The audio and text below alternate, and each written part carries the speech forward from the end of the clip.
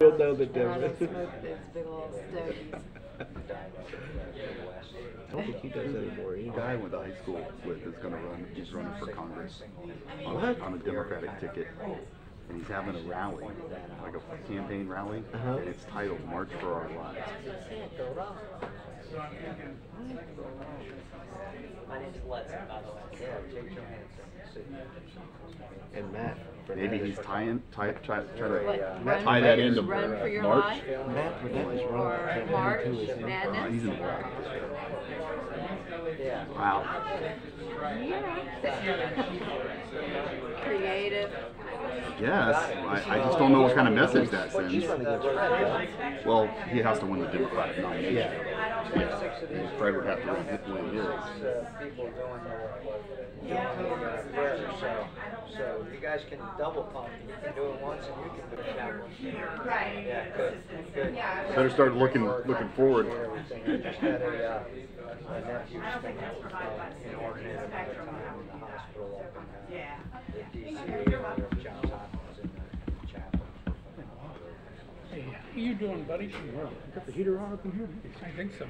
Gosh, this is natural right here. This is all good news. Used to be. Yes, yes. So the let me show you.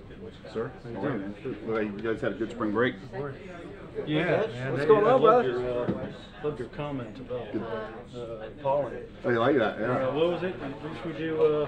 Yes, free snow removal. That was awesome. You've always got the.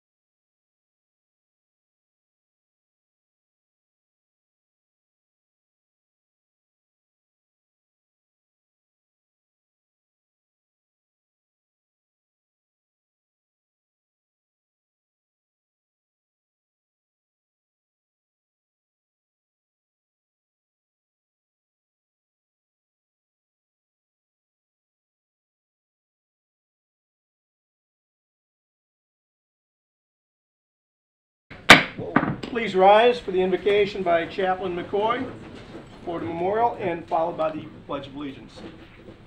Chaplain? Let's pray.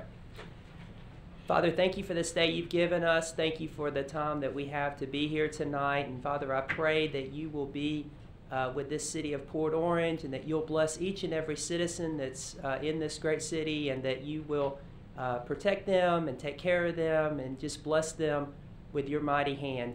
And Father, I want to thank you for this council. I want to thank you for the work that they do. And tonight as they meet, I pray that you'll give them wisdom.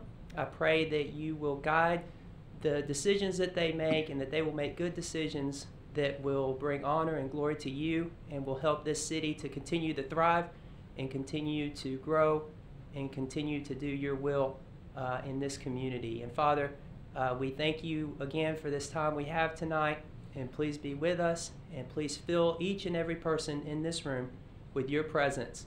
And we just love you so much, and thank you again for everything you do for us. In Jesus' name I pray. Amen. Amen. I pledge allegiance to the flag of the United States of America and to the republic for which it stands, one nation, under God, indivisible, with liberty and justice for all. Will the clerk call the roll? Councilman Ford. Here. Councilman Tremont. Here. Councilman Bastian. Here. Vice Mayor Stiltner. Here. Excuse me. Mayor Burnett. Here. You made it all the way through one roll call. That's it. Public comments on consent agenda items. On consent agenda items, there being none, council. Agenda approval. Move to approve the agenda. Second. We are talking items 6 through 11. Yes, sir. 6 through, yeah, Which 11. includes the fair share agreement. So we have a motion and a second. Call the roll. Councilman Ford. Yes. Councilman Tremont. Yes. Councilman Bastian. Yes. Vice Mayor Stiltner. Yes. Mayor Burnett.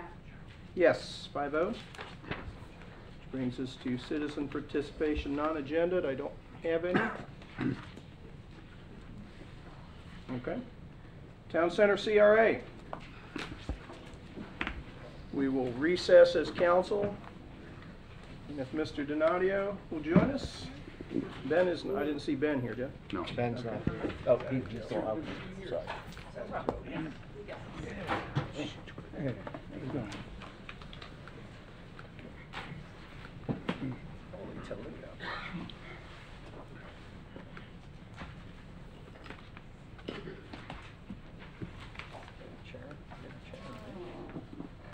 Gavel's coming. Pass the gavel. Gavel's I coming. thought you were the chairman this year. The year ain't over yet, man. You Well, it got says this. here in the agency board report that you are. Call the meeting to order. Roll call. Ben Toledo.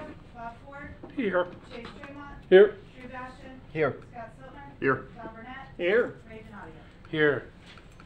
Good. Does Ben Toledo really exist? I've seen. He does. I've been on this board 2 years with him, never met him. I can guarantee you that. Okay. Approval of minutes from December 5th, 2017. Everybody had a chance to look at them? Yes. So move. All right. Second? Second. All right. All in favor? Aye. Opposed? Same sign. Motion carries. The annual report, Port Orange Town Center CRA Annual Report, fiscal year 2016-17. Y'all have copies of that? We do. Any comments? No comments. Come on. Nobody? That's good Happy stuff. dollars? Mr. Chair, you are running such an efficient meeting. I don't want to break your momentum, Okay. but I would like to comment that, as I break your momentum, that it was, if you compare this report to last year, I think we've turned a corner there a little bit. Like to see a whole lot more activity down in the River District, but I think we've turned a corner. Yeah, the River District activity was amazing in this report, and the photos were great. The excitement is building, and hope it continues. Having a business in that section, I'm excited about the future. So, any other comments? If not, I'll entertain a motion to accept the report. So moved. Second. All in favor, signify by, discussion. Good. All in favor, signify by saying aye. Aye. Opposed, same sign. Motion carries. Time for public comments. Chief? All right, hearing none, what about board comments? Boy, big group tonight, okay. Quick Uh, meeting from that. I'll entertain a motion to adjourn. So moved. Second. All in favor? Aye. We're adjourned. That was such an efficient job, Mr. Donadio. I'm scared for mine. We'll change the front page to reflect the new chair. It wasn't done. Esports CRA. Help me out. Who's chairing that one? Isn't that Drew? Yes. Oh, is it? I think it's I don't Drew. have anything on my, I can't even bring up the agenda on my thing. Hold on here. Do you have it? I do. It's there. Why don't you call the meeting to order and let the clerk call the roll while you're stalling for time Okay. over there. Yeah, I can't bring it up. I got it on her computer too. Get the Ellen Green file out. We'll call the Eastport CRA meeting to order. Can you call the roll? Bob Ford, Here. Chase Tremont, Here. Drew Bastian, Here. Scott Stiltner, Here. Tom Burnett. Here? Okay. Discussion and action items. Item 2, approval of the minutes from the December 5th, 2017 meeting. Motion to approve? Second. Do I have a second? So moved. All in favor? Aye. Aye. Opposed? None? Okay. Number 3, Eastport Business CRA Annual Report, fiscal year 2016-17 is attached. Is there any discussion on that particular item on the report? No discussion? Motion, Alright. move to accept the 2016-2017 annual report for the Eastport Business Center Community Redevelopment Agency as presented. Second. Second. Call the roll, please. For approval, signify by saying aye. Aye. Opposed? None? Okay, we'll open it to public comments in regard to the Eastport Business CRA. Any public comments? None? Board comments? I do have one. This is a CRA where we've had 2 empty seats for quite a while. Yeah. And I think we should look for opportunities. I reached out to the vice president of ViStar Okay. and asked her about that, and Oh, yeah, she's that's- very interested in okay. it and applying. She needs to get permission from her company, but that's one. Okay. If that's a go. Yeah. Still need to fill another one, so if you all know anybody operating a business in that CRA that you think would be a suitable candidate, Okay. just keep it in the back of your mind. Good Even stuff. though the meetings only happen once a quarter and they really are this short most of the time, when Yeah. important things come up, I feel better about having a full panel. Oh, yeah, absolutely. Okay. That's all I had, Mr. Chair. Is that it for board comments? All right, a motion to adjourn? Move to adjourn? So moved. All right, all in favor, say aye. Aye. We're adjourned. Pass that back down the road. And we will reconvene as council, which brings us to item 12, council comments. Why don't we start at this end with Chase? Just a one comment, update on First Step. We had a meeting last night, and a very nice presentation from a group known as Soldier On, where they provide permanent housing. It's a very good program, requires zero funding from First Step or local municipalities. They're entirely self-funded on their own. They figure it out. It is the second step, if you will. The First Step shelter will fail utterly without securing a second step of permanent housing.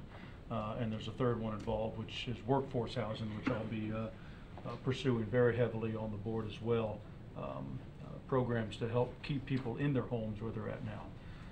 The second step, if you will, of permanent housing was a very nice presentation. That was good to look at all avenues and how to be successful in that. Aside from that, Mr. Mayor, that is all I have. Chase, has there been any discussion on the First Step Board about an intermediate step for rapid rehousing? I just have a concern. You go from homelessness to housing. A lot of times there needs to be an intermediate step where people actually learn you know, There has not been, however, I would imagine that would come up. You know, it's, this First Step should be a board that their only responsibility, their only duties is the First Step shelter. But I'm seeing it expand to other important avenues as well, such as rapid rehousing, You're permanent gonna- housing. But I think that it needs to. you're gonna have to, at least to be interrelate. Absolutely. Because all those pieces need to fit back together. Absolutely. So, go Okay, ahead. one caution about that is that there are a series of coalitions out there for the homeless. And it's important that they all be integrated. By the way, Yes. this is one area where Volusia County has failed, in that there is federal and state funds available that are underutilized here. And you're absolutely right, workforce housing is another one. Yeah. Now, we get into NIMBY with workforce housing, so Yes. it's gonna be a complex. And I've Sure. already gotten a call requesting what we're gonna do to help support workforce housing, just as it's starting. Yeah, I had another thought, but it just jumped out at me. It's gonna require having our hand in a lot of different pots, because again, for it to be successful, there has to be a lot of entities that are coming together Gotta integrate. to where we can't operate autonomously without any other input and any other partnership. Our partnership with Stuart Marchman will be very critical as well. That program in and of itself will, again, fail without the partnership with Stuart Marchman, because the services that they provide, they bring to the table, are unmatched by anything. And when you talk about mental health as being an issue of today's discussion, there's no one that does it better around here than Stuart Marchman. And the other thing I think you got going for you is you got Catholic Charities that's gonna run the First Step shelter, and Yep. they've got the relationships in place already. They do. They have a proven track record, and Stuart Marchman is currently applying for a grant that only are given out 16 throughout the nation in order to fund the operation of assisting First Step, which would not make any money have to come out of that budget toward that. So we'll see how successful we are when it comes to that. We do have committee reports at the end. First Step Shelter's not one of them, but if you think of what It is. It just wasn't. No, I I was didn't put it gonna- on time for tonight. So No, I'll I'm get just it saying, now. if you remember whatever that issue is, bring it up then. You got it. Make a note, bring it up then. Bob? I read with interest, I guess I'm using the word interest, the News Journal story on accidents. I'm going to focus mainly on Dunlawton. Why it wasn't totally interesting is because this hasn't changed. Scott and I were talking about before the meeting. Scott brilliantly brought up that the last time we did a study, it was exactly the same. So the type of problem we've had existed right back to the 1980s.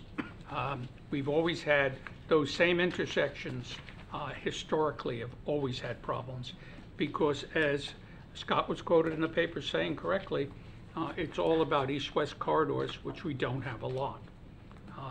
So what I would like us to do is, rather than sit back and say, well, it's always been that way, I would like us to take some baby steps.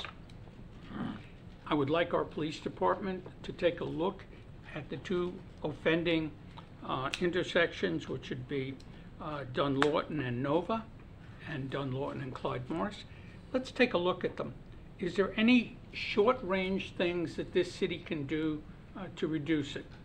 Whether it be signage, whether it be police patrols, whether it be simply something that we used to do, park a police car there, you know, with no one in it, or, you know, if you want to become morbid, park a crashed car where everyone can see it as they enter into that intersection. But let's take a look as a city at those both intersections, see is there anything we can do in the short run. In the long run, it's going to have to be engineering and traffic control, and traffic control devices.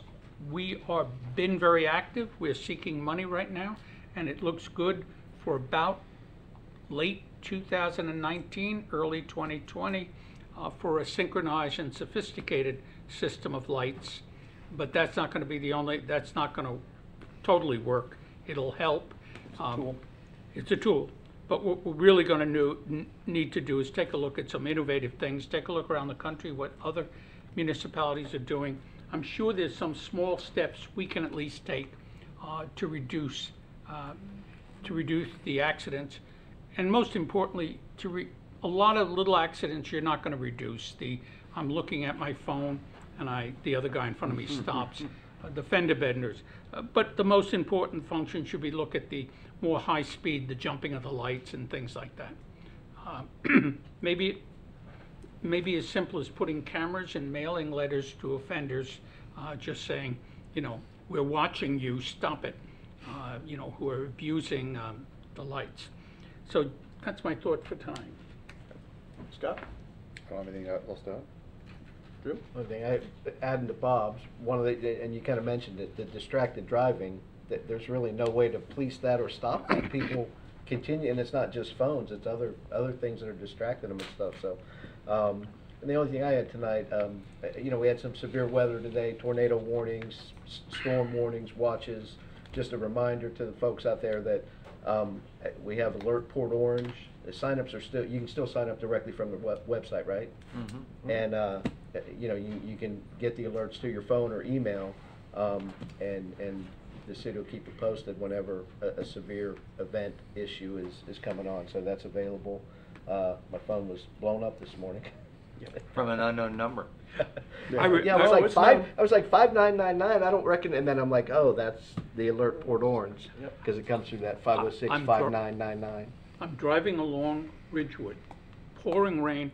The alert goes off, and I watch every car in front of me's lights, tail lights go on. I mean, and everyone went down automatically to 10 miles an hour. Never seen it. It was never seen anything like that. Yeah, it's an effective way of getting that notification, and then you just have it available. It's another tool to keep you posted.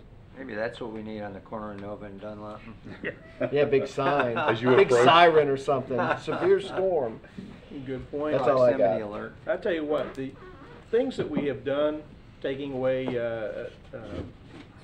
you can't turn without a green. There's so many different things you cannot do, turning against traffic on Dunlop and up and down anymore. Yeah. There's no cut throughs without the light. They're just, the one big difference is the cell phone use. I mean, the article pegged it, and the lack of political will in Tallahassee. I know mostly on the part of some of our South Florida legislators, and some of them expressed the fact that it would adversely impact minorities more. Interesting. It might in the numbers, it might not, I don't know. I just think a culture of safety belongs to everyone. Oh yeah. And certainly, I think the time is right. It should be a primary offense. Our sheriff has spoken about that, and he's absolutely right. Number of times that an alert goes off on your phone and you want to look down on it. I've turned my phone on silent just to drive, so I won't do that, because it can be distracting. But I think that is the biggest thing that is, after all the improvements we've done up and down Dunlop from an engineering standpoint. Yes, there are more cars, and sometimes it's frustrating to sit through 2-3 light changes to get through a turn arrow at Clyde, but all the same, I'd rather wait the 2 cycles to get through and do it safely than rush the light and not get to where you're going for a different reason. So it's about a culture of safety, so let's spread the word. A couple of things I wanted to note. Volusia League of Cities dinner is Thursday night. I don't know who all is up here is planning on attending. I am, but just serve as a reminder. And then also, there's an event this weekend. In Port Orange? Right here in Port Orange, really? Right here in City Center. Family Day Spring Fair, just wanted to remind everybody. And council, I would ask if you're able to, take some time on Saturday and Sunday. Certainly the other nights as well. I think Thursday night's going to be a biggie. Yeah. But Saturday and Sunday, when we have a lot of businesses down there in the circle, talk to them. Let's see how they're doing. And ask them how things are this year compared to last year, and let's find out from them. But it's really a great time. They're all out there and down there together. It's a great time to show them some love and find out what we can do for them. So let's spend some time down there this weekend. With that, I've been waiting for this one. Update on St. John's River to Sea Loop Trail PD&E study.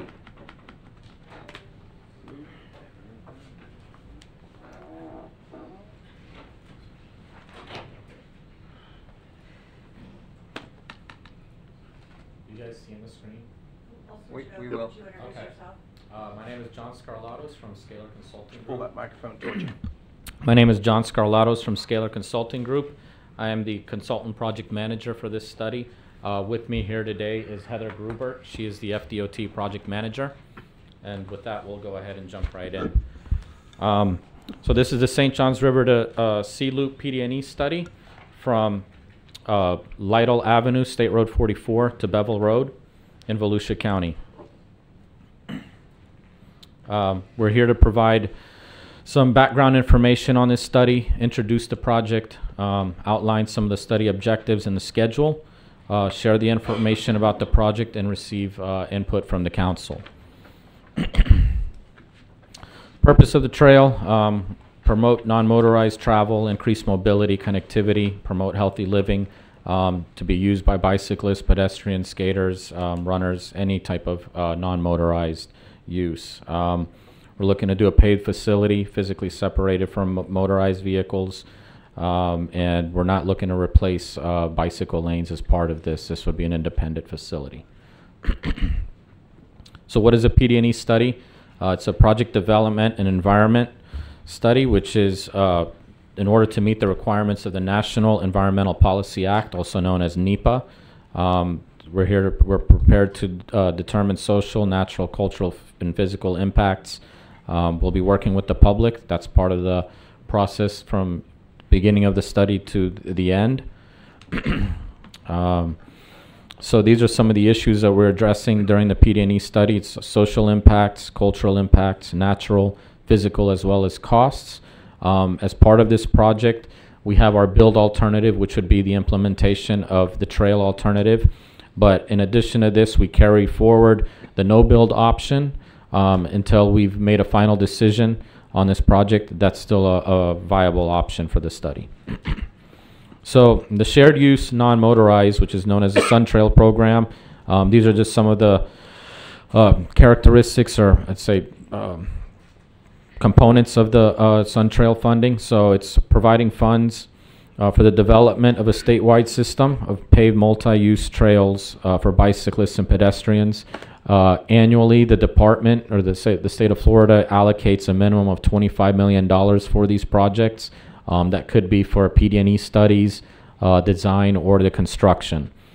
One of the key things I want to mention here, which is the last bullet point, is that the funded project shall be operated and maintained by an entity other than FDOT upon construction. So we would be looking to enter into an MOA with the cities or the county, whoever would be responsible for doing the maintenance on that study in their area, the trail. Sorry. So the shared use non-motorized Sun Trail program, FDOT defines it as a paved shared use path. It's typically 12 feet wide. That's what we're looking to accommodate where it's possible. We can go down as narrow as 8 feet in constrained areas, such as bridges or anywhere where we may have environmental constraints. That would also include right-of-way. Eminent domain is not allowed for this type of project, so we can't do any forceful takes. If we have a willing seller or somebody that's willing to donate the property, that's acceptable. Down at the bottom, we have a web link for some information regarding the Sun Trail if anyone's interested in that. So this graphic right here is basically showing the regional system of the Sun Trail. You'll see it's kind of one big loop. There's areas based on the different colors of what's actually been constructed, where there's gaps, and where there's projects that are funded to be able to complete that gap. And you'll see our area, which is circled in the oval shape. So this is the project location. We're looking at approximately 12.5 miles in length. That length is based on running the route continuously on US 1. We are going to have some zigzagging going off to some other roads, so that would increase the project length by a little bit. We're all within Volusia County through the cities of New Smyrna Beach, Port Orange, and South Daytona. Purpose and need, as I mentioned, we're looking to do a multi-use trail along US 1 or alternative route from State Road 44 to Bevel Road, closing the existing trail gaps wherever they may be. The project is needed for system linkage, and once this the loop is complete, we'll be able to connect Edgewater, New Smyrna Beach, Port Orange, South Daytona, Daytona Beach, and parts of unincorporated Volusia County. This is a summary of some of the challenges that we're facing. Right-of-way being the biggest one. As I mentioned earlier, we can't have eminent domain, so we have a lot of areas where we end up meeting some constrained or pinch points and so forth. So this is part of what we're looking into. Utilities are of importance on this. There's a lot of utilities on some of these routes. Drainage, constructability, as well as Section 106 resources, mainly in New Smyrna Beach. So these are some of the PD&E components. We look at the engineering, environmental, and the public involvement, which, like I mentioned earlier, it's something that we continue throughout the course of this study. The engineering environmental analysis, these are some of the components that we're looking at pedestrian crash data with vehicles, seeing where we have points of concern, threatened and endangered species, drainage, contamination sites, and as I mentioned earlier, the Section 106, which is the archaeological and historical sites. So this map here, basically I'm going to go through and kind of define the alignment that we're looking at throughout the various segments of the study. So here we're in New Smyrna Beach. This section right here, I don't know if you guys can see the mouse. We're on Myrtle Avenue, is where the trail is currently a segment in design. And Myrtle would then tie into our project, which we're looking to start along Lytle Avenue and run that along. Yeah. Mm-hmm. Yeah. Okay. Okay. Yay. Is that better? There we go. Okay. So yeah, we would be running along State Road 44, Lytle Avenue, and we're looking to make a connection from Lytle to Citron. Citron Street currently terminates around this point, which runs along to Canal Street. There is a willing property owner here which is willing to donate approximately 18 to 20 feet of right-of-way in order to make that connection to Citron. He's currently landlocked, where his property doesn't have any access to that. Once we get onto Citron, we're looking to connect on Canal Street, taking that over to US 1, State Road 5, where we would take it up one block to Julia, and then run it along Julia Street over to Sam Avenue right before the fort, and carry it to the north along Washington. And then once we reach Washington, we're along the water, going along Riverside Drive. Once we're along Riverside, we would go a little bit west along Wayne, and then continue north on Faulkner Street, carrying the trail over to Turnbull Bay Road. So now, once we're at Turnbull Bay Road, we have a couple of options that we're looking at. One would be to continue it along Turnbull Bay, which turns to go to the north and would connect to an existing trail system behind the airport. There is an area of concern right at the turning point. There's environmental impacts with wetlands. We have a bridge there. There's utilities, as well as constraints with right-of-way. So that's one of the points of concern that we're looking at. An option to that would be to be going along Turnbull Street. With either of these options, we would end up going down Industrial Avenue down to US 1. Moving along from here, going to the north of US 1, the characteristics here, we're going from an urban typical section to the south, which we've been trying to avoid staying on because of the right-of-way constraints. Basically, the right-of-way line ends behind the sidewalk. And going to the north, now we're in a rural section where we have a lot more available right-of-way to work with. There is an existing sidewalk on the west side fronting the airport. So we would be looking to reconstruct that concrete sidewalk and turn that into an asphalt trail. Moving along further to the north, we're still along US 1 in New Smyrna Beach.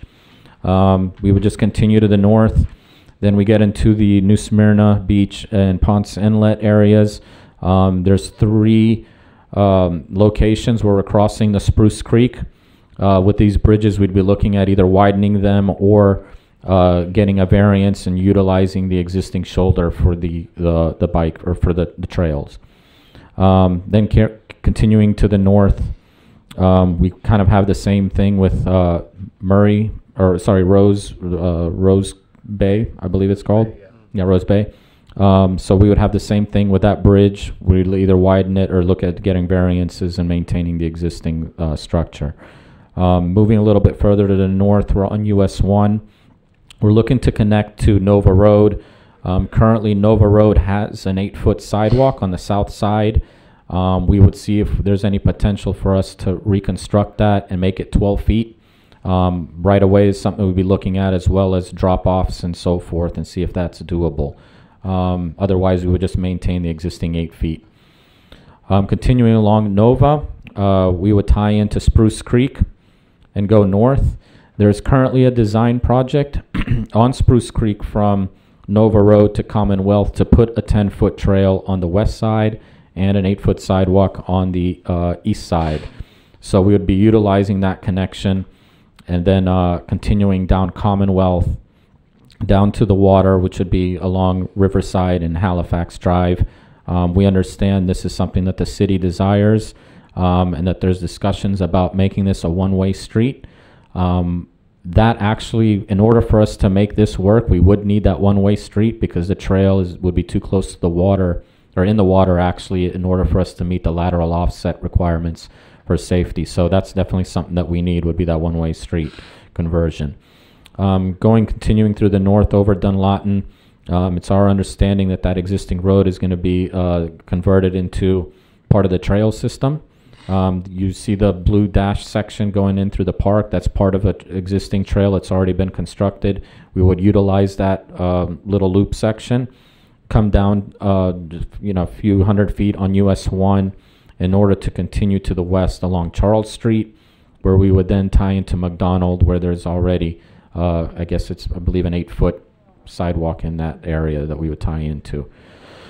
From there, we're in South Daytona basically now, and we have a few different options. We were looking to go along Saul Street, and then once we get to Saul's, we have several different ideas. There's some discussion that we're having with South Daytona with going along Reed Canal Road. They're interested in seeing that. Some of the other options would be to continue along Pope Avenue and connect to Ridge Boulevard. There's an existing 10-foot trail on Ridge Boulevard today, so we wouldn't have to do any improvements along there. We would just utilize that connection and take it down to South Palmetto Avenue. Some other options within there would be, we're still looking at going along Carmen Drive, which parallels the railroad tracks, Anastasia, as well as Florida Avenue. We're still looking at. Once we have that connection down to Palmetto, we would look to just carry that along Palmetto Avenue and tie into the existing trail, which leads into Daytona right at Bevel Road. This is just some of the stakeholder coordination that's ongoing with our study. We're working with the cities, some of the local interest groups that you see we've listed on here. Continuing on, we have federal agencies, state agencies, and other regional agencies such as the TPO, Volusia County, and so forth. Excuse me. Public involvement, we've had a public kickoff meeting, which was held on the 10th and the 11th. It was basically the same meeting held on 2 different nights, one on the southern end of the segment, one on the northern. Down at the bottom, you see we have a website, which you can look up to get some further information on the project as the project progresses. And here we have some of the comments that we received on the night of, or the evening of January 10th and 11th. On January 10th, which we were on the southern section near New Smyrna Beach, there was some comments about converting Riverside Drive in that area to a one-way street as well. So we're in the process of having some discussions for that to be a potential. There was concerns for environmental impacts, NIMBY out of my backyard, and there was some comments related to having landscaping, bicycle racks, and restrooms. One of the things with this study is amenities are not funded as part of the Sun Trail funds, so that's something that would have to be entered into a memorandum of agreement with the maintaining agency. On January 11th, we had some more feedback. There was some interest on keeping the route along Halifax Drive as well as on Palmetto Avenue. Concerns about the separation of the trail from the roadway, looking at incorporating Reed Canal, as well as providing connections to recreational and historic sites. This right here is kind of our schedule for the study. We began this back in June 28th, 2017. We're looking to complete it in June 2019. Today is the first day of spring, so we're in the section under environmental and engineering analysis. That's what we're working on right now. In the fall, which would probably be sometime in late August, early September, we would look to have an alternatives workshop. Following that workshop, we would go back and make any adjustments that we need to make based on the feedback we've received, and then send a final newsletter to the any property owner along the routes that we've identified as being the final alternative. Then we would go ahead and finalize our environmental and engineering documents in the spring of 2019 with approval of the study in the summer of 2019. Down at the bottom, you'll see some of the future phases. Design is funded for the year 2019. Right of way, if becomes applicable, is currently not funded, nor is the construction at this time. And this is Heather Grubert's contact information. If you need to reach out to her, this is all of her info. And we'd like to open it to any questions. Thank you. Council? Drew? It seems like, it doesn't seem like, I mean, there's a lot involved in this, and it does take time, but the funding thing is always it's gonna come down to funding and you know, where the money's gonna come from for it. So, you know, great concept and everything, and I hope that it can happen, because that would provide a lot of good things in those areas for that. You know, bigger sidewalks, the trail connection, the connectivity and everything would be good, but the funding is always going to be the issue. Sure. So the idea is that the construction and acquisition funding comes from the state, correct? Yes. And then the cities, the municipalities are on the hook for maintenance of the system that's within their jurisdiction only. Yes. Moving forward, right? Yes. What kind of input in decisions authority will the municipalities have with the actual brick and mortar design that's going to lead to the maintenance? You know what I'm getting at? I mean, obviously how you construct a trail, it could cost you X number of dollars a year to maintain it, versus you could triple that if it was a different design. So how does that work? Do you want to chime in on that? See that? I got you out of your chair. You understand what I'm getting at, right? Yeah. Okay. During the design phase, it'll be similar to what we're doing here, where we're meeting with everybody. Okay. And we're keeping everyone involved, including the public as well. There'll be multiple public meetings in the design phase, so everyone will have a word, you know, have an opinion. Sure. When it comes to design phase, every city will have the opportunity to make comments at every phase of the plans, from 30s, 60s, 90s, 100s, final plans. Okay. So you will have the opportunity to say, I'm not comfortable with that, I want to see this, and whatnot. So you'll have plenty of opportunities to make your opinion. All right. As far as our jurisdiction boundaries go, I do like the idea of trying to bring the trail to the river.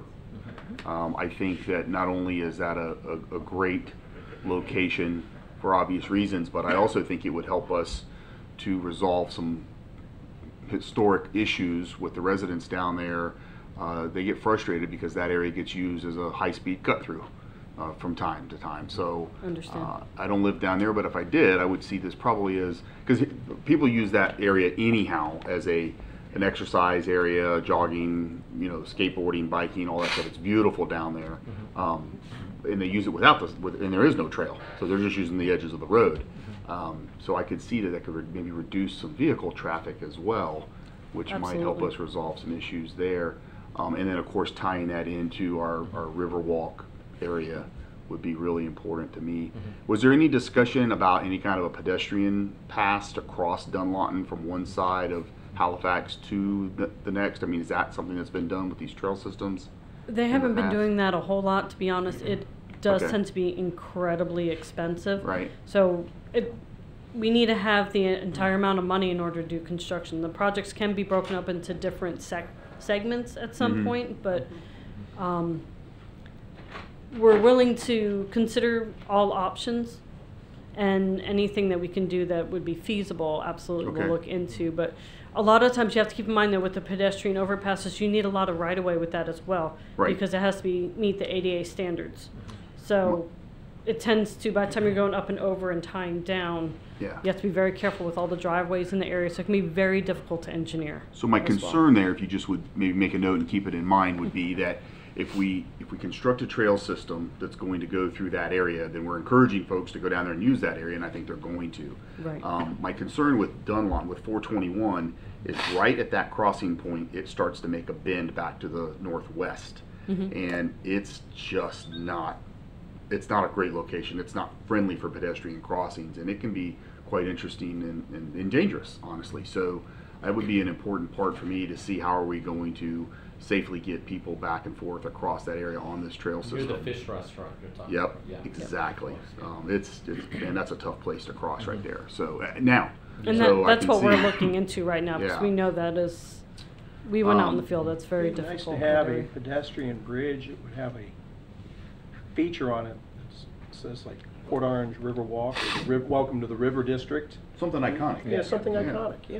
That would But, work. so those would be my kind of concerns as we move forward, and certainly I think from our perspective that we'll need to get with the city manager and his staff and do some extensive discussion with residents down in the river district and get some feedback Yeah. from them. Public For sure, I think that- support is gonna be Sure, critical on that's that. gonna be Oh, great. absolutely.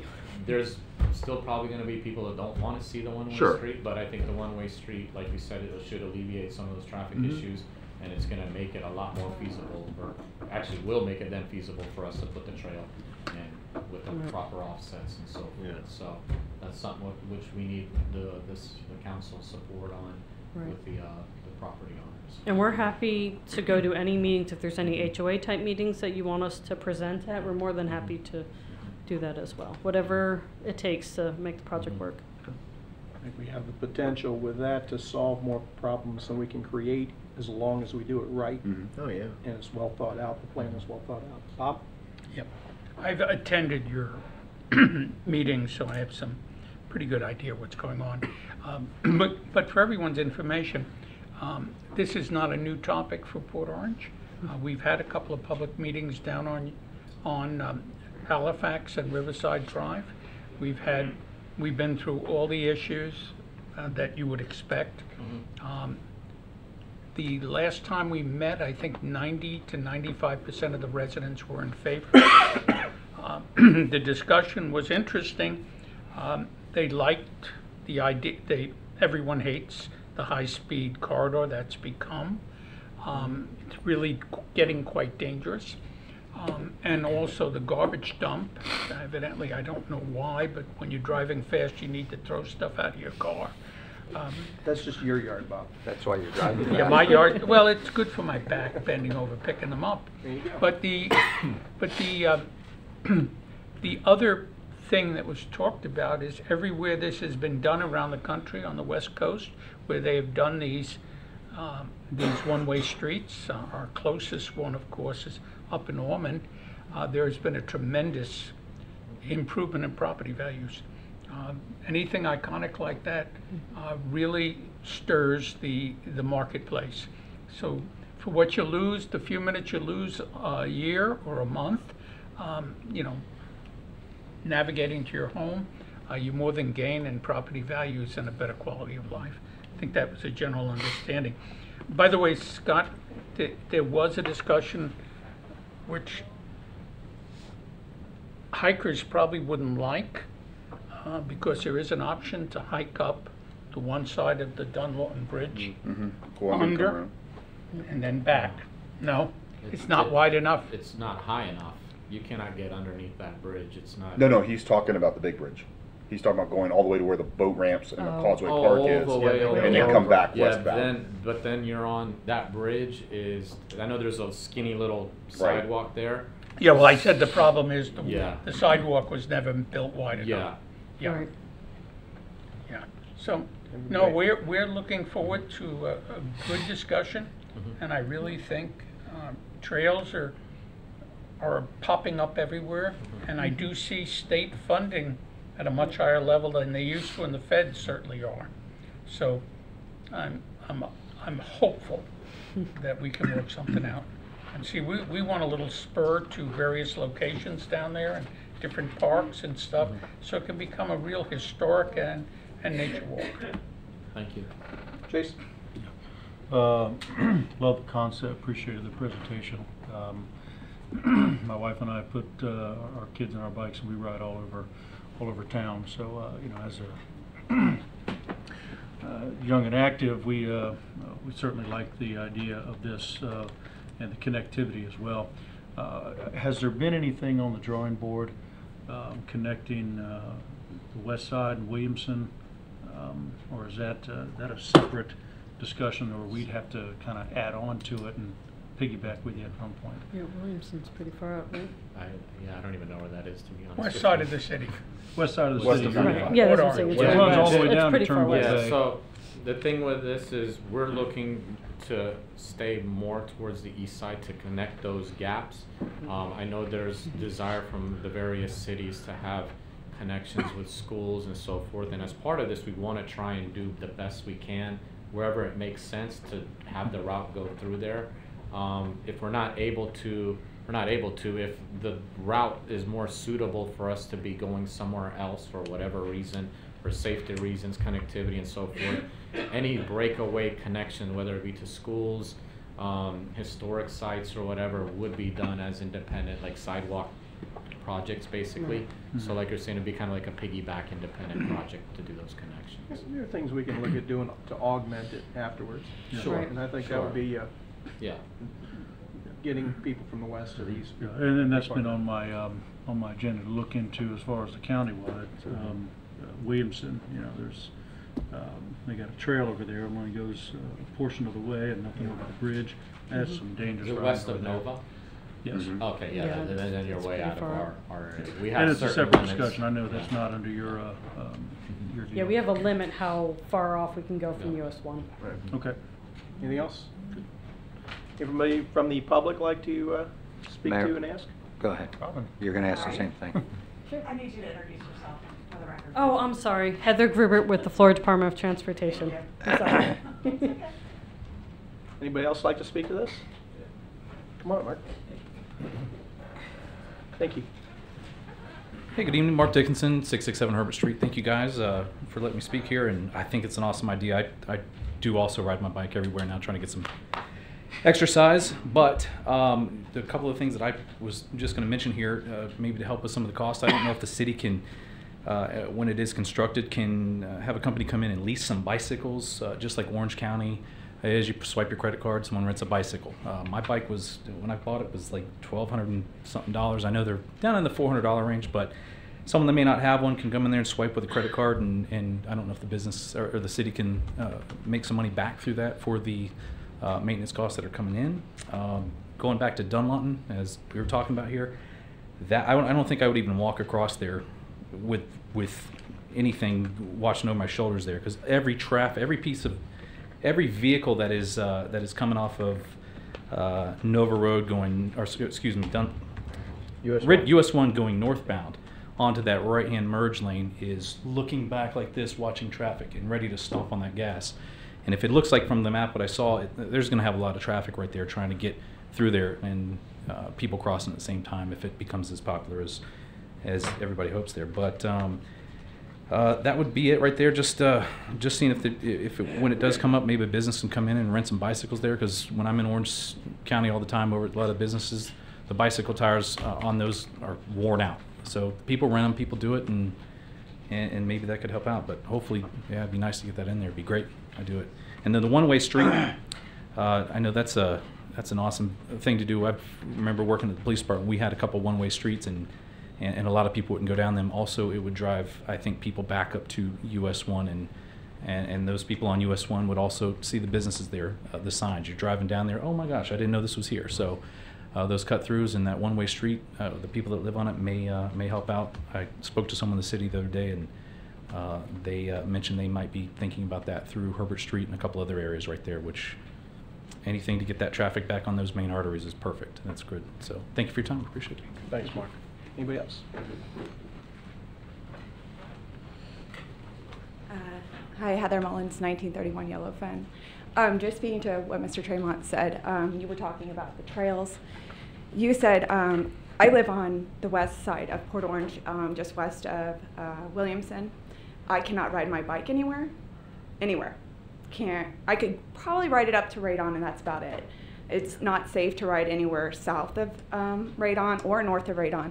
So my biggest issue is, can we please get a pedestrian bridge over Williamson, over the 95 overpass, so I can ride to here? I can't even ride my bike here. I'm landlocked on that side. So I would hate to see this beautiful trail that they're building be constructed, and then you say, let's wait till it's done. Let's do it before. Let me know what we need to do. Do we need a petition? I'll go to every house in those neighborhoods over there. You just had the huge apartment complexes built. We'd like to participate. I'd like to ride my bike to the Y. There's nowhere for us to ride over there. So just take that into consideration while you're taking all of this into consideration as well, because that would alleviate some Dunmont traffic, guarantee it, because you'd have more people going over the Williamson overpass instead of having to get in their car and going down Dunmont. So thank you. Thank you. Thanks. Anybody else? Trails are popular. I love it. And pricey. Yeah, well, that is true. All right. Citizen Advisory Committee for TPO, Mr. Bobby Ball. There's Bobby. I saw him slide in the back there. Thank you all for coming out and Thank you. bringing us up to date. Appreciate it. I'll be brief since we like that. I heard the same presentation. Bobby Ball with the CAC. I heard the same presentation today, so I got to hear it twice today. Next time I'll give it to you. I had noticed earlier tonight on the consent agenda you had the TIP additions to the priority list. So that was something that I will see as a subcommittee member on the CAC. So I'll help rank it and hopefully rank Port Orange high. The only other thing to mention is the Tell the TPO survey campaign will kick off again in this spring, and it's slated for April 30th. So you'll be able to take an online survey and tell us what you think about the roads and the process and everything else going on. So with that, I think that's all I've got tonight. All right. Any questions for Bobby?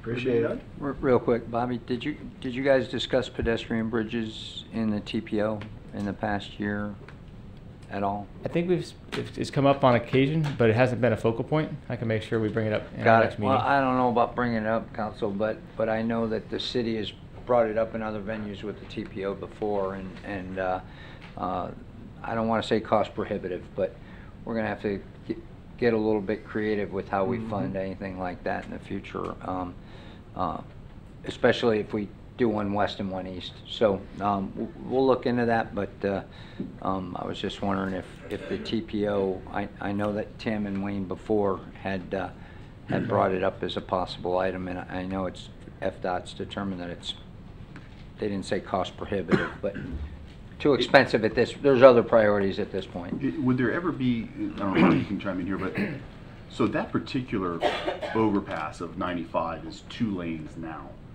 You're talking about the Williamson? Yeah. Do we think that there would ever be an opportunity or a need for that to become, because they're talking about 4 lane. They're going to have to. Williamson anyway, so wouldn't they have to 4 lane the That's overpass one of our, and we'll talk about that in the workshop, but that's one of our half-cent sales tax asks, working with the county to get that 4 lane. Obviously, they got funding to do it from the state for the Ormond portion, and as I understand from Deb Denny's and Billy's, they're going to work their way down south. So we're already at about, I think, 117% in some areas of Williamson. So we'll be looked at pretty hard for that.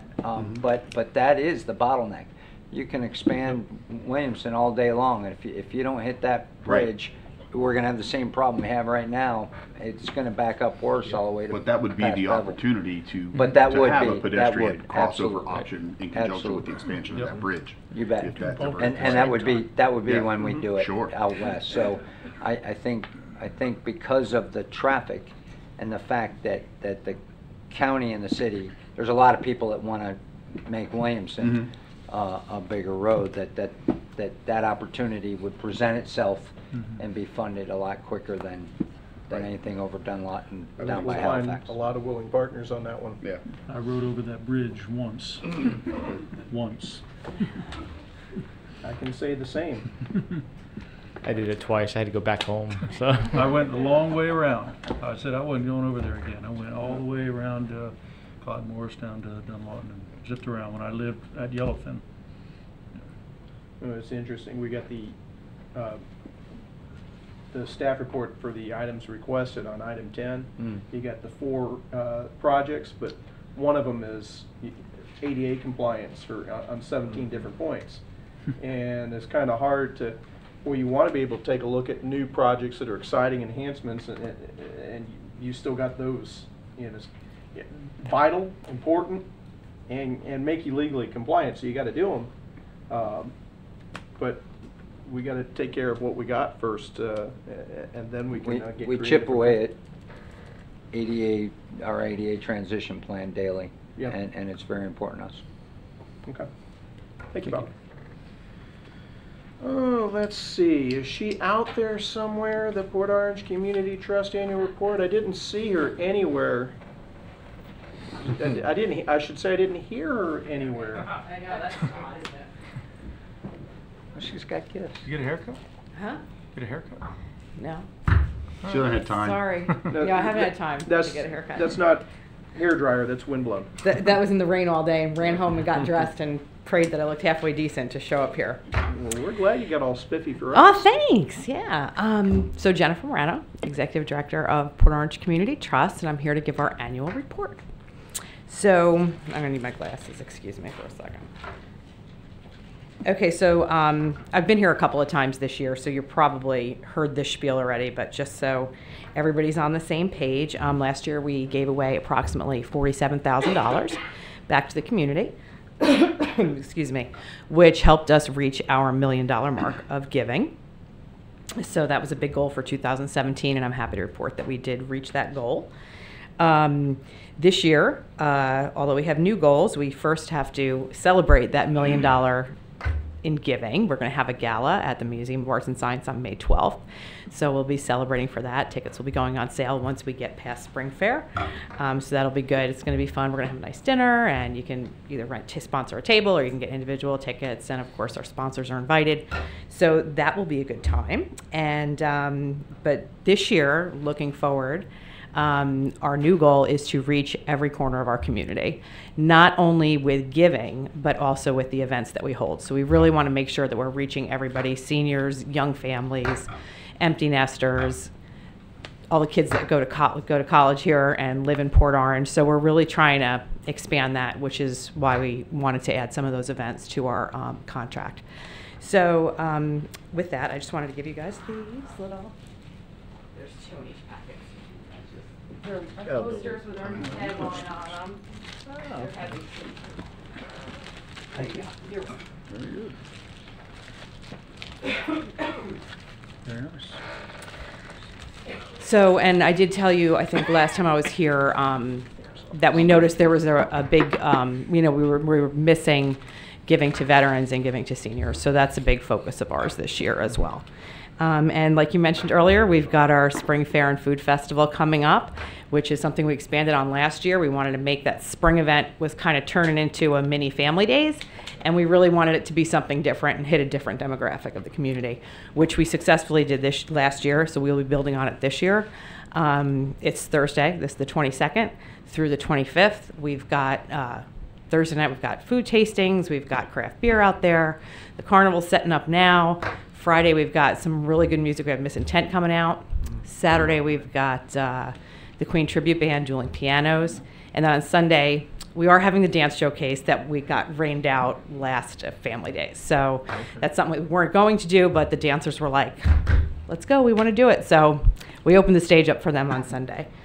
As you know, we'll be adding some smaller events this year, now that everything's passed, thank you very much, and signed. We'll be looking towards doing 1, possibly 2 for this year, because we're already so far into the year and we've got a lot on our plate right now. So when we do it, we want to make sure we do it right. So we're not going to jump into everything. So that's where we are. Any questions? Is your Queen tribute band going to sing Queen songs? Because I'm still a little sore about I the Garth know, Brooks guy really. not singing many Garth songs. I'm not answering. I'm not answering you. That's a you problem, Chase. That's a Chase problem. That's not a Port Orange Community Trust problem. They take requests. I don't even understand the question he asked. It's from 2 years ago. He's still harping on it. You'll hear it again next He needs week. to let it go. We can't afford Garth Brooks. Any questions? No, I'm just looking forward to it. Great. We'll all be there with bells on. Good. The weather's going to be great. We're getting rid of all this, and it's going to start. Oh, it's going to be beautiful this weekend. So I'm really excited about that. Chamber of Commerce weather? I'm hoping. You got all the It bad better weather out of be. the way. Scott? No, I look forward to being out there this weekend. Great. So, my family and I will definitely be out there multiple times, we hope. Awesome. Yeah. That's what we want. We want everybody coming back, That's right. more than one day. 4 days, right? 4 days. You got to come back every day. Free admission, free parking, free entertainment.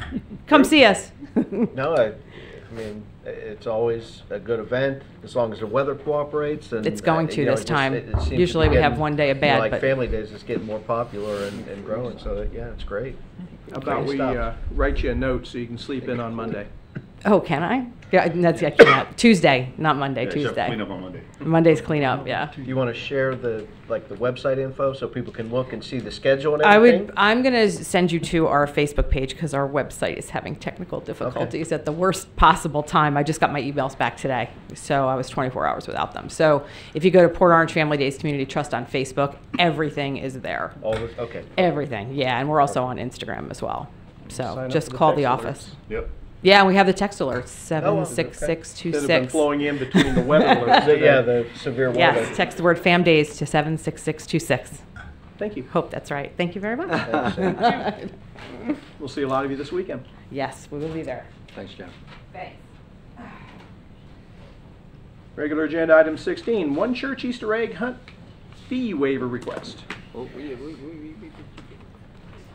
Hey. Good. Sweet. Good evening, Council. Susan Ball, Parks and Recreation Director. One Church is before you tonight requesting fee waivers for their special event for the annual Easter egg hunt that they hold here at City Center. Attached for your review was the new matrix system that the Council observed, and you will see that that they meet the requirements for to be charged 15% of the cost and an 85% fee waiver.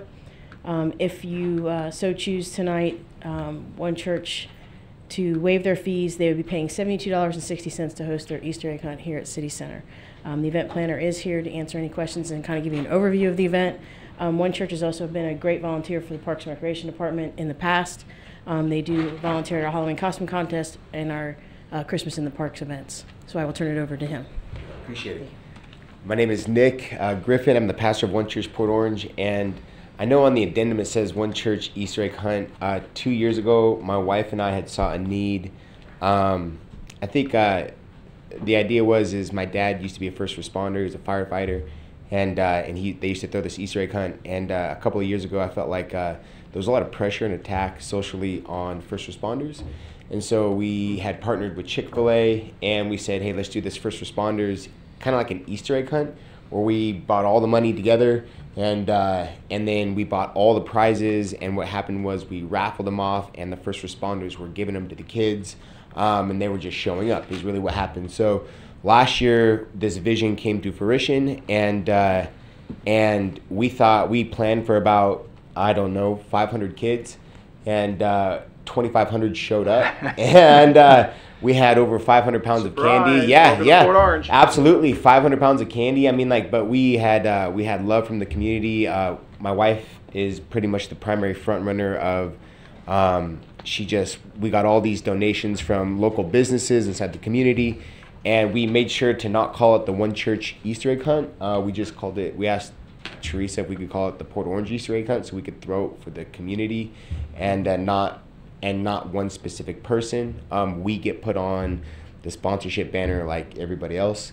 And so this year, we were hoping for the facility fee to be waived for the purpose of, I think last year was around $425, I think, to throw the whole event. If we can save any more money, that means an extra $400 goes to toys. I don't know if you guys ever been to Walmart with $400 in the toy section, but it goes a long ways. It really does go a long ways. Once again, those will be raffled out by first responders to the kids, and we go to Chick-fil-A, have a party, and then call it a day. And so that would be that. We had talked to the city manager. There's also other options. The only thing the city would technically has to pay for would be for people to be out there by the city to help orchestrate that. We would also be willing to hopefully a second option would be to waive the facility rental, and then we'll pay for them to be out there. We're open to options. We just want to give as much money as we can to the event. Nobody walks away with any, and it goes 100%. Questions, council? Drew, start with you.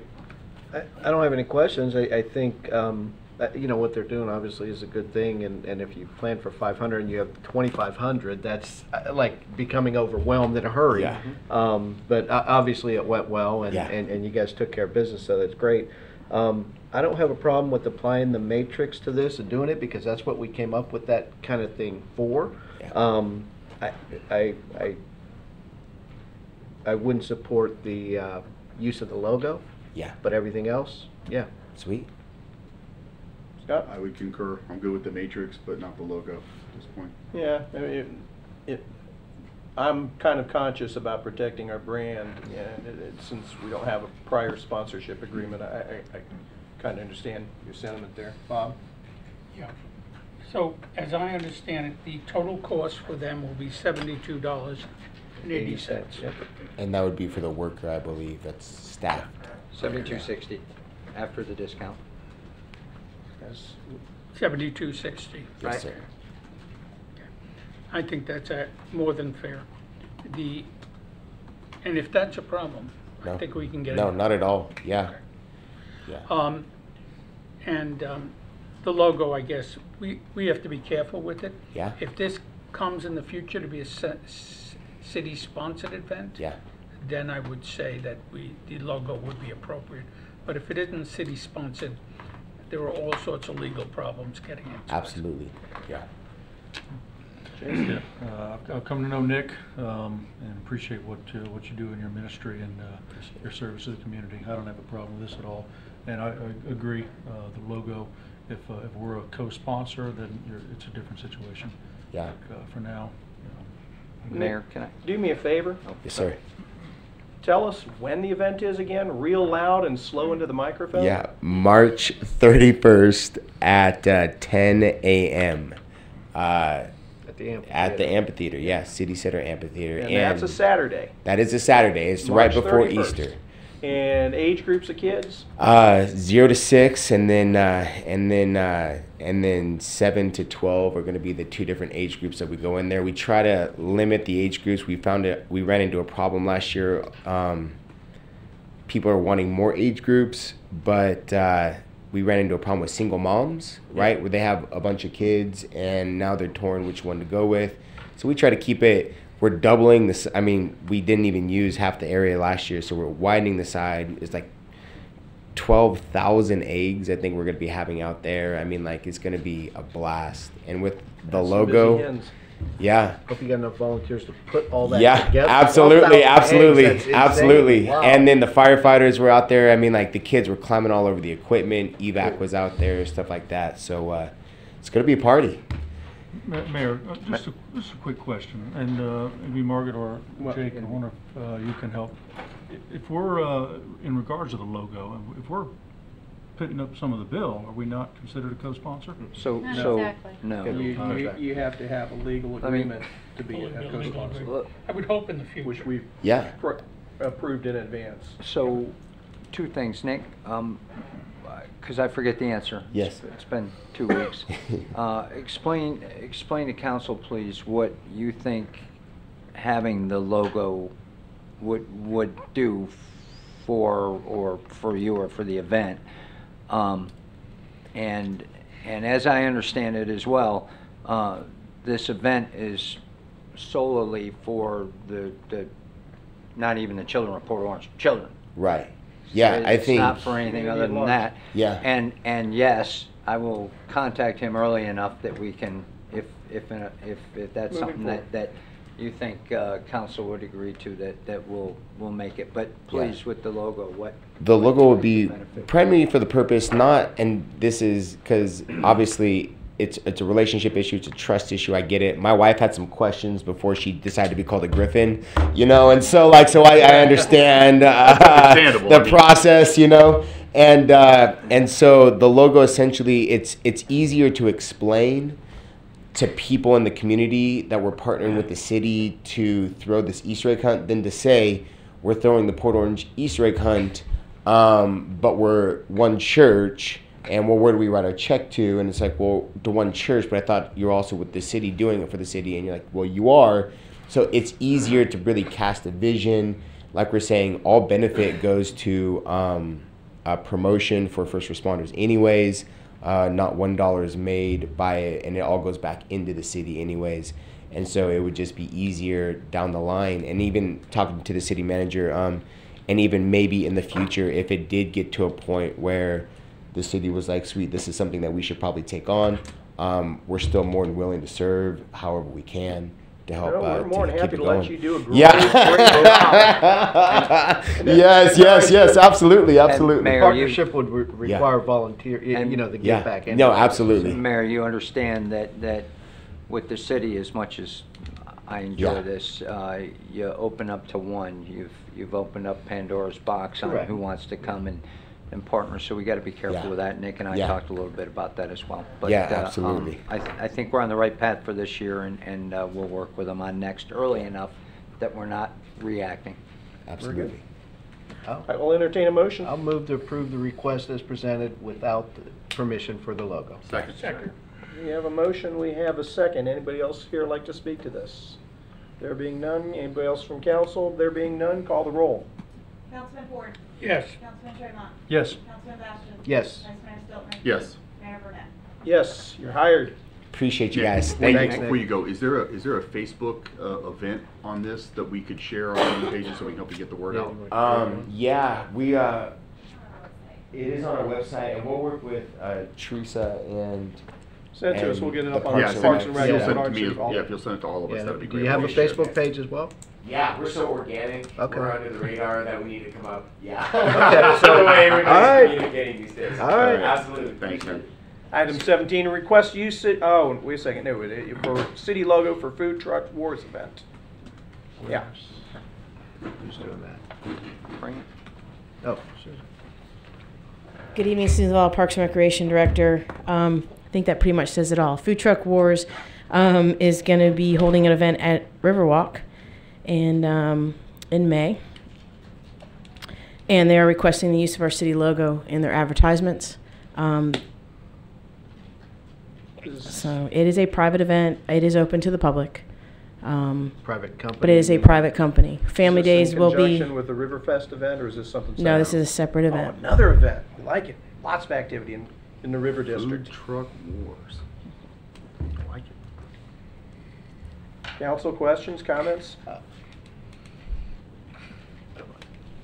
It's a one day event? Yes. One-day event. Family Days is. Yeah, Family Days is a partner in it, as in the sense that they're running the beer garden, and the proceeds from the beer garden will go back to Family Days. Yeah. But the event is a private event, and the rental space for their food trucks to come in goes to a private company. And they're bringing in the food trucks and the whole. Yep. Okay. And the entertainment and those types of things. I support the event, but not the use of the logo. Yeah, it's a tough one because there's a Family Days connection there, but it's a connection. They're not. But it's not Family Days sponsored, correct? They're There's just gonna be partnering with if it. there's plenty of food trucks, there's gonna be plenty of people. Family would Days is assume showing up, consuming serving beer beverage, and wine. Family Days is the name will get out there. They'll get enough recognition, and we'll help get the word out. You know, the proceeds are going back to them. So, yeah, I can't support the use of the logo for that. I agree. I think Jake said it well. He opened up Pandora's box with this.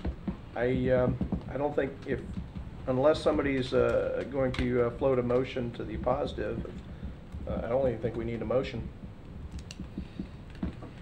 If we're all in agreement. Robin, you want me to play it safe? Okay. Okay, anybody else like to speak to this? See you down there making faces. Being none? City Attorney comments. Request to engage legal services of Lewis Longman and Walker, PA. Mayor and council members, you've been briefed via email on the petition filed by Derek LaMontagne regarding our St. Johns River water management permit that was issued in December for the Yorktown Boulevard Central segment. And we worked for a little over a month trying to resolve any and all questions regarding the permit. Most of the questions were more of a historical nature. We did provide documents to address the questions raised, whether they were relevant to the permit or not, trying to be as open-minded as possible in an effort to resolve it. We were not successful. We are now prepared to move forward with our motion to dismiss the petition as filed, and we are seeking the assistance of someone who does this more frequently than we do as far as making an administrative presentation to a Division of Administrative Hearing judge. The hearing will be held in this area, but I'm asking for your approval tonight to utilize the services of Wayne Flowers. Wayne is a partner in the law firm of Lewis Longman and Walker, same law firm where Jim Lynn, our pension attorney, comes from. Different offices. Jim's in Tallahassee, Wayne's in Jacksonville. We've used Wayne in the past because of the specialized area when we had a challenge in the well fields about our use of the well field property for the reclaimed water project. Again, a St. Johns River water management permit issue. Very successful that time, fully resolved that time without extensive litigation. We're seeking the same avenue again to see if we can't get this resolved quickly without prolonged. If this goes beyond this venue, then please by all means bring it back to us. But absolutely. I hate it when we have to do this, but I also understand that law has many different specialties to it. And sometimes it's better to bring in the specialist from the get-go and get it right instead of later on when he tries to clean up. The one question I had is, this being in regards to a St. John's Water Management District permit, what is their obligation to defend They it? will be defending their issuance of the permit. We'll be seeking to dismiss the petition in total based upon the strength or the lack of strength in that petition. We don't believe there has been a good statement in that petition that supports their allegations, and so we're going to cut to the root of the matter. I know you and I reviewed it at length. Now, what we're doing and what you're asking us to approve, would we be doing this jointly with St. John's or independent of them? Jointly. Okay. I won't say we're joint. Together. We're on the same side. We're trying to uphold the permit. Yeah. We're approaching it. I'm just asking, we're definitely taking parallel paths, but there's some Correct. intersection and some... We are working very closely with Okay. them. In fact, all of our attempts to work with Mr. LaMontagne have been in conjunction with St. John's and their counsel. We've met via telephone and in person several times, and they of course too were very willing and patient to work through some of the questions and concerns that were raised, but they readily acknowledged that the information being requested really wasn't something within their jurisdiction, and they certainly didn't object to the city trying to resolve it any way we could, but I think everyone's ready to move forward now. Question, how much are we anticipating this is going to cost?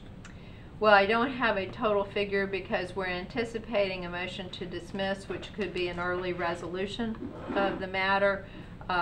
With the Lewis, Longman and Walker firm, we generally spend as needed for pension matters and in this case for the stormwater permit. I don't expect more than $25,000. Should it, no, for the whole year, don't panic. For all of the services we receive from that firm for the year. Should it cross that line, then I'll come back to you and let you know why it's crossed that line. But for this item alone, it won't reach that level. We use Jim periodically through the year for many of the pension ordinance items you're seeing, not a large fee there. Yeah, and when it's just like a housekeeping thing, his time is probably minimized anyway, so he basically just has to sign off. So that's just the overview. These are out of Jacksonville. No experts closer? Well, tried and true. I like to go to where I know we can get the most efficient bang for our buck. And so... well, there's a big buck for that bang. Well, yes, sir, and there are probably many attorneys that would be willing to accept your money, but I'm going to point you in the most efficient and the most productive direction I know. Okay, number two, who is LaFontaine using? Montaigne? It has not been disclosed. I understand there are experts and there are unknown. At this point, we've requested that information. So we don't know who we're against? I have no idea. So we're not bringing a hammer when we only need a fly swatter. Okay. We don't know what we don't know. And this is as needed. We haven't needed them yet. Yeah. Is there any other questions? Drew, go yeah, ahead. if this gets dismissed, I mean, you said you've been trying to resolve it for a month, so you have time involved there on our end with our staff now. If this is dismissed, is there any chance to recoup any of the, you know, not like a countersuit, but I mean, it's kind of crazy to... If the action is deemed to be wholly spurious, we can request our attorney's fees and costs. Okay. And we'll weigh that when we get done as to whether that would be appropriate. Okay. And consult with us. Okay. Absolutely. Any other questions? I'll entertain a motion. That was definitely my question, was how much is this going to cost the taxpayers? You got something. Well, okay. Come on up. Go ahead and put the motion on the floor. Move to approve the request for Mr. Flowers. Can I have a second? Second. All right. Mayor, council members, Robert Reinhagen, 1425 Dexter Drive. I have been to the meetings about this Cornerstone Grove, and I know that you were talking about extending that Yorktown Boulevard. But when I've learned recently that it was going to be 4 lanes, I got real concerned. And so I have been walking around the neighborhood, and I went on, out there on St. Patrick's Day, and I didn't talk to a lot of the people, but the people I did talk to on Leone and Chardonnay and Hidden Lake, universally they all were concerned about the idea of putting in 4 lanes. And I actually got 24 of them to actually sign a petition of concern. And so I would like to encourage you or recommend some sort of a town hall meeting to get the neighbors together to explain to them, you know, how putting in 4 lanes is going to protect the those trees. There's not a lot of trees there between the freeway and Yorktown, and we're concerned that they're all going to get wiped out, and then all that noise and exhaust pollution is going to just spill right over into the neighborhood. And there's a lot of concerned people out there. So we'd really like some sort of feedback. Mr. City Manager, has a decision made to go to 4 lanes? No, not at all. No, because and so as we get the approvals to move forward, we'll brief the folks on Chardonnay of what they're getting and where it's going to be and where the proposal anyhow, and all that. We're not there yet, so I can't brief HOA or a bunch of homeowners on what I don't know is going to be. In rough concept, the Yorktown extension is something that you all have been talking about and the TPO's been talking about, and it's on our master plan for about the 3 years I've been here, just short of 3 years I've been here. So it shouldn't be a surprise to those who come to this meeting. Those that don't do research or otherwise casually read what's on the website until it affects them. It's getting close, so I see where their concern is, but we'll gladly reach out to them when the time's right, and we have something solid that we can tell them what the proposal is, just like every other project, and give them a little bit of option to give us some feedback. There are some advantages to that neighborhood that could happen. Should they happen. So at that time, we'll brief all those items. Originally, there's a long history to that. Originally, the plan was that Yorktown was going to run all the way up to Daytona Beach, connect into Yorktown, and it was going to be a major arterial. Daytona shut that down some point about 10 or 15 years ago. So now we have this little strand sitting there. My personal impression is it probably shouldn't be developed until we know what's going in at the corner of Willow Run, that property back in off of Willow Run and Williamson, that corner there, until we can see that. And number two, it would appear to me as one lane would be sufficient given current traffic levels. One lane. I mean 2 lane. 2 lane. 2 lane. 1 lane for Halifax. No, that was the past. 2 lane. Yeah. 2 lanes. For oh, there's going to be a trail there. Now see how rumors get started. So, I was uncertain. There's been so many iterations of it.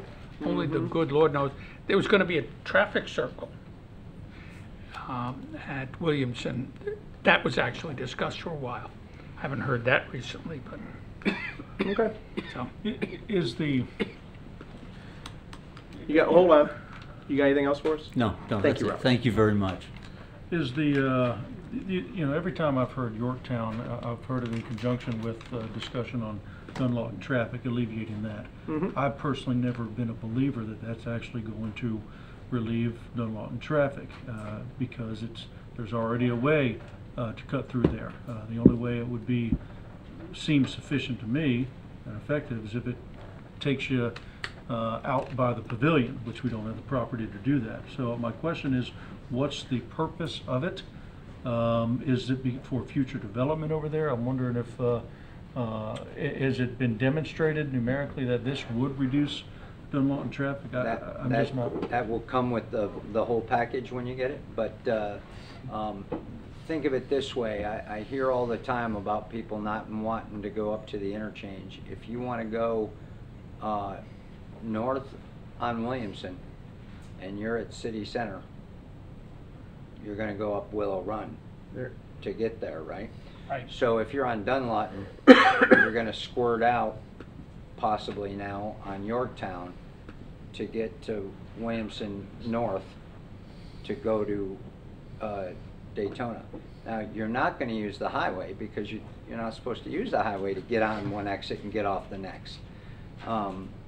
So that would be one advantage, to get traffic off of Dunlawton sooner, so it doesn't have to traverse the interchange and all the intricacies of that to make a right on Williamson. The neighborhood traffic from having to use Dunlawton at all. And that as well. Yep. And also if that property that Councilman Ford talked about gets developed, that will be a way for them to provide a way out that's not directly onto Willow Run, which will start to gather more steam as time goes on, with or without the Yorktown So the extension. Yorktown would go let out on Willow Run. On Willow, yeah. And then we have a project to expand Willow Run to 4 lanes. Okay, we're getting way off topic.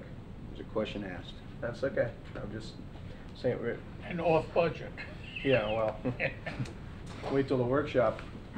Anything else on this? We have a motion on the table and a second. All in favor, please respond by signify by saying aye. Aye. Any opposed? Anything else, Margaret? Thank you, Mayor and council members. Nothing else. City manager comments. Tons, sir. Welcome home. Yep, thank you. There's a request that council give city manager authority to approve a change order. It was not in your package. However, Brothers Construction Company we would like to authorize BCI change order for approximately $49,000 and an increase in time to 14 days. They're the company that's currently repairing all the piers under the Dunlawton Causeway. Staff's requested a quote from BCI to replace the ADA ramp that wasn't in the wasn't in the original bid. There would be significant savings if we could save the mobilization charges and have them do it before they leave in the next 2 weeks. We could have them do it. Aren't they? They are ahead? No. They're on schedule. Until today, of course. But we're saving, they're probably still going to be on schedule. We're going to save between $8,000 and $10,000 in mobilization alone if we do this. There are indications from FEMA. There's never a written approval from FEMA, but there are indications that we would be reimbursed for this as long as we're 2 CFR 200 compliant, which we are. We've met all the wickets. We just need to put in the request and get reimbursed for it. In the meantime, while we wait a couple years for FEMA, what's the funding source? That would be us. Yeah. Okay. $49,000. Yeah. Money's available in the current budget to handle the work, and we'd eventually get the money back from FEMA. Let me get a motion, a second on floor, so we can have discussion. Motion to approve. A second. A motion, a second. Council, discussion? Questions? Gets the job done, saves money in the long run. Yeah, and you gotta be ADA compliant anyway, so it makes sense to Once do. again, chipping away on Yeah, that it makes sense to transition do plan. it while they're here rather than to bring them back and address it, after the fact or whatever. So, that's my 2 cents. Sometimes these opportunities come up in flight, and we can't necessarily see that until we're there. Sometimes I wish we could, but all the same, it's an opportunity. Anybody else like to speak to this? There being none, council, call the roll. Councilman Ford. Yes. Councilman Tremont. Yes. Councilman Bastian. Yes. Vice Mayor Stiltner. Yes. Mayor Burnett. Yes, 5-0. What else you got, Jake? Just 2 more items, sir. I think you're all aware, but there was a 20-inch sewer force main break over the weekend near the intersection of Herbert Street and Berkland Place, just west of the tracks. It's the only line that provides service to the beachside area. Staff had to approve an emergency purchase order to begin repairing the line. Hazen Construction's been out there working it with staff. No service interruptions have been reported, and the VACTON's in use to keep the area clean until repairs can be made. Are we pumping yet? So we're using Thompson pump right now? So we're using a pump right now, no longer the VACTON. We were going to start working on it tonight at 10 o'clock to be done, hopefully tomorrow at 5. We ran into a little snag when we removed the asphalt road and found a big slab of concrete underneath it. So we're using caution on how we navigate through that. But the weather turned on us tonight, but I think we're going to take a look at it tomorrow.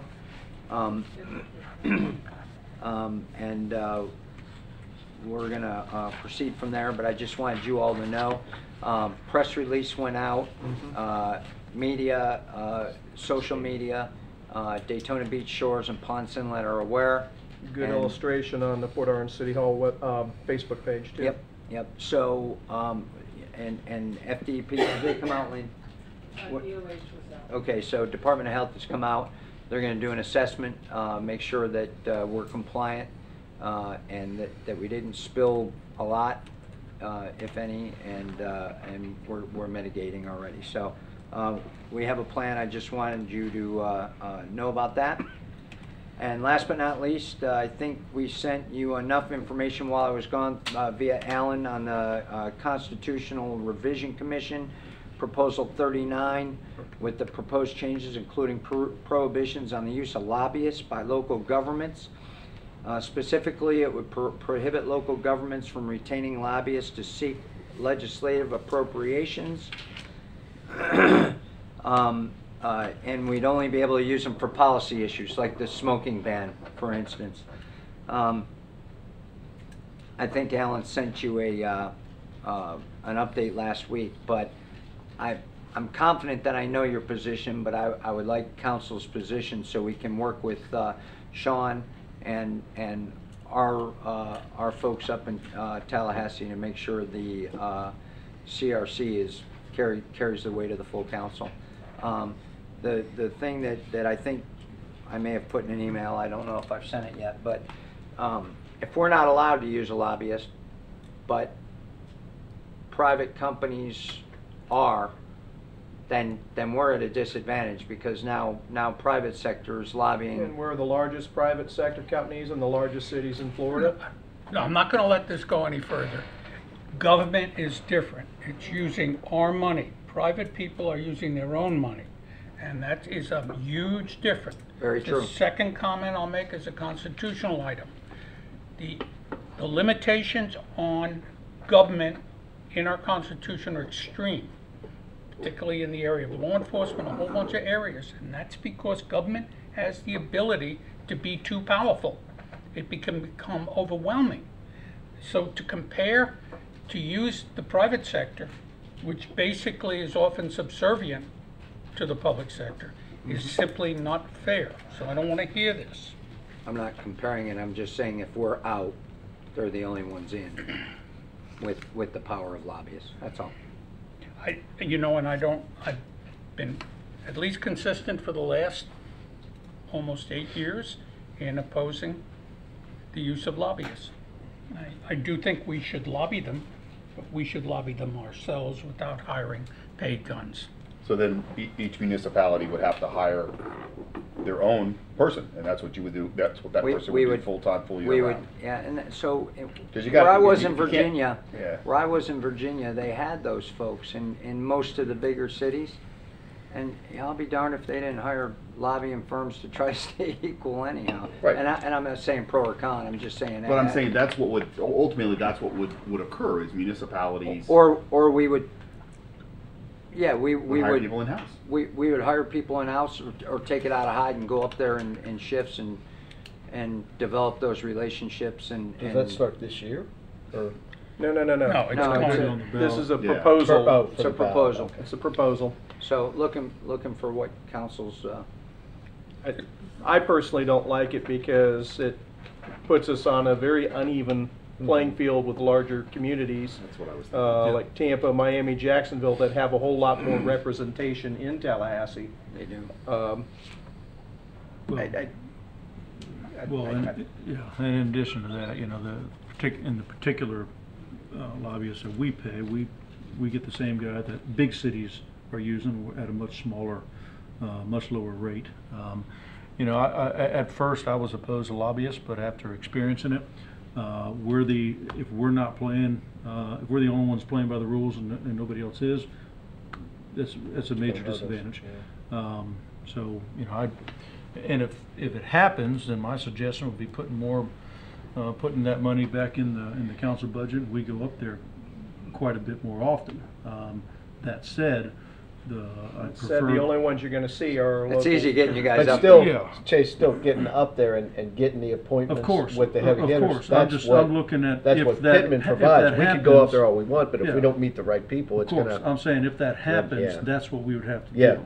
I prefer to stick with where we're at right now because in our particular lobbyists, which I can't imagine us veering off anywhere else, he's got impeccable reputation. Senator on both Uckel, sides. Representative Leak will take our meetings all day long. Yeah. getting access to committee chairs and people that we don't know or don't know well, that's where a lobbyist has been helpful. Let's face it, Well, look, 2 years, $1.5 million For received by the city $80,000. of Port Orange for a flood mitigation project, which we need. We paid $80,000 to get 1.5 million. 72,000. No, we didn't. Well- We didn't buy it. In fact, if you ask UCL and you ask Leaks, they claim they were the ones that delivered. You bet they did. Yep. And I think they You did. bet they do. That's good. But my other comment to you is, this is a great for your course, your class in American democracy. Lobbying is destroying this country. We can't get anything done in Washington now because everyone has a friggin' lobbyist that checkmates everything else. We have lobbyists for tea companies. We have lobbyists for everything. Everyone agrees in the country that lobbying is probably going to be the end of our democracy. At some point, we're just going to collapse because of our inability to do anything, because of the intervention of special interests, well-funded and well-connected. Okay, you all make sense. We will be hurt by being right. But there comes a point where if you're going to save your democracy and keep your country strong, you need to do the right thing rather than the expedient thing. And that's all I'm going to say. You and I agree on an awful lot of things, and this is one of the ones we've been both very consistently been in opposition about. Yep. And that's okay. Gentlemen? My concern is, I try to look at the future, so how would this play out? So let's say you didn't have a lobbyist. How do you do that next year? You got to hire somebody. This thing, and Chase, the reality of it is none of us sitting up here are going to be able to go up there to Tallahassee every year and put in the time that it takes to be effective and monitor Much less what's at the going drop on. of a hat when the committee meeting tomorrow we find out about tonight. And even if we hired, if we budgeted and hired a full-time person to do that, you're talking about somebody with a unique skill set, and you're probably talking about significantly more cost to the taxpayer to send a representative up there. And that's what we would be doing. We'd be exchanging the word lobbyist for representative. Yeah. But they're still lobbying. They're still going to go up there and fight for our taxpayers. So that's my conundrum is I'm trying to figure out how do we play that out? What would it look like in 2 or 3 years if that's what we did? And what are those costs going to be? And I just can't see how the cost couldn't be significantly more if you hope to be as effective as we've been able to be the last few years. I think Councilman Ford's saying do the right thing. It might cost you more money, but in the long run, we'd be doing the right thing. That's all. It's a real dilemma. I'm not saying there's no easy answer to this one. Well, I agree 100% with everything you said, Bob. I just look at it from the aspect of if we went that route, nobody else does. We do Port Orange a disservice. You got to be a little practical about it. That's where I'm hung up on. I mean, we're on the same page. Just practice versus. But I think we all agree that we need to have representation in Tallahassee, right? I mean, Bob, you agree with that, right? Yeah, we elect well, them. I'm saying even if it's internal representation. But we elect them. The sad thing is, and it's worse than just lobbying. We are so distant from our elected officials now that we can't depend upon them to protect or to assist their own residents, their own voters. I mean, that's what we're saying, isn't it? Well, what we're talking about, CRC 39, is not just a restriction on lobbyists, but if we go up there, it's going to restrict us and what we can spend to go up there. So we can't go do that unless it comes out of our pockets. Look, there's no easy answer. We're going to each have to vote, either way, and I can make sense either way. So I'm not upset about it. But let's end the discussion at the podium on a humorous note. So what you're, I'm all for it. What you're recommending is that we're going to hire a lobbyist to protect our lobbying. I mean, that's what we're basically talking about. Okay. Fortunately, we have one in place already, but yeah. But we don't have to pay them anymore. We have a voice to protect our voice. Okay. Drew, I didn't get you in. Okay, good, thank you. I kind of started, we gotta use them. We have to, and let's, like you said, it's gonna be a paid representative or a paid lobbyist, but they're gonna be doing the same thing. Come on.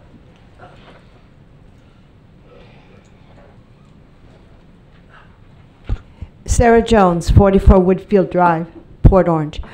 Just to point out a fact to you, since the Florida legislature has term limits on its elected members, the guys that are there the longest and really know the ins and outs of the Florida legislature are the lobbyists. They are the guys that know the history. They are the guys that know what's going on. It's a sad fact of life that term limits have made lobbyists more experienced than the elected legislators. Okay. What? I got one more, Mayor. Well. Oh, sorry. I forgot. Do you have consensus? Enough of a consensus from us, I should say. I believe so. Okay. Yep. Thank you very much. Item 3. So the longest part of the agenda the whole night is the city manager comments. so that's what you get for letting me go for a few days. Blew that play. The Florida Recreation and Park Association.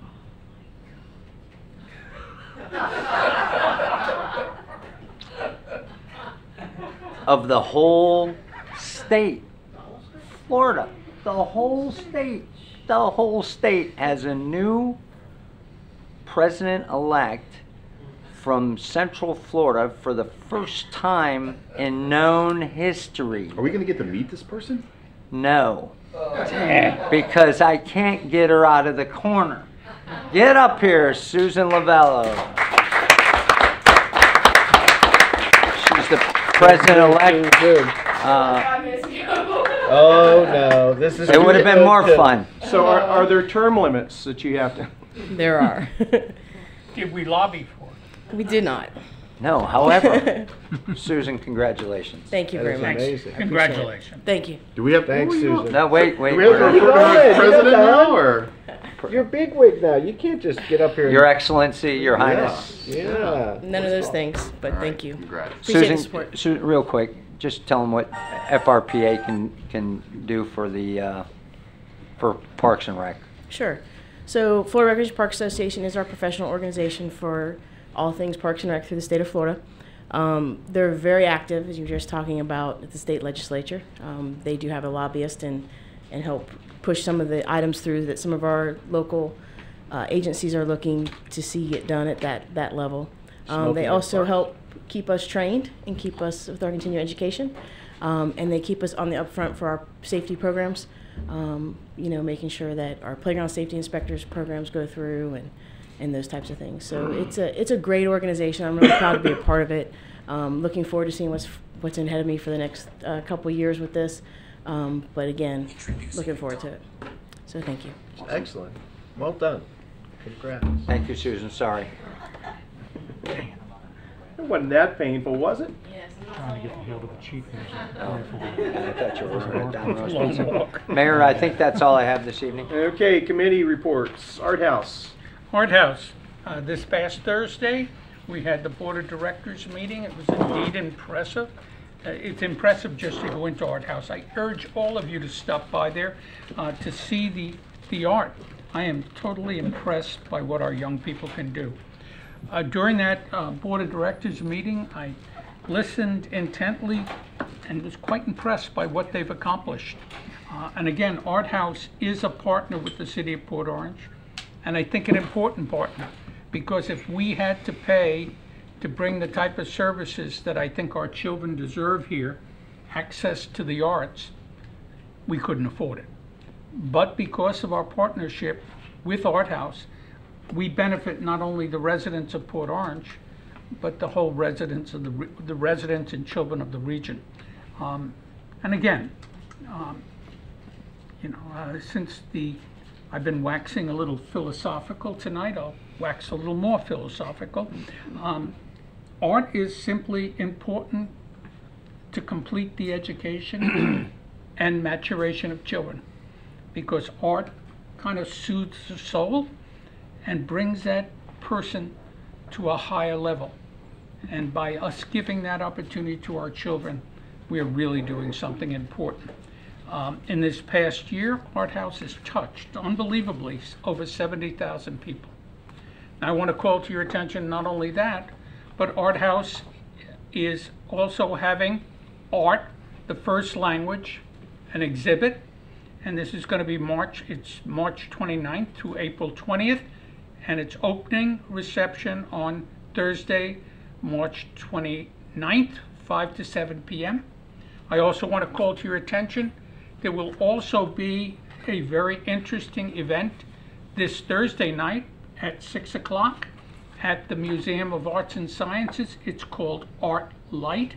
It's being put on by the Daytona Rotary, and it's to benefit Art House, and will be an exhibition of the best showings of our youth of our community will be exhibited at the Museum of Arts and Sciences on Nova Road. Urge you to attend. The money goes back to support this worthy charity, Art House, which, by the way, is a Port Orange City partner, and I urge you all to drop in and see it. It will be good for your soul as well as the soul of the children.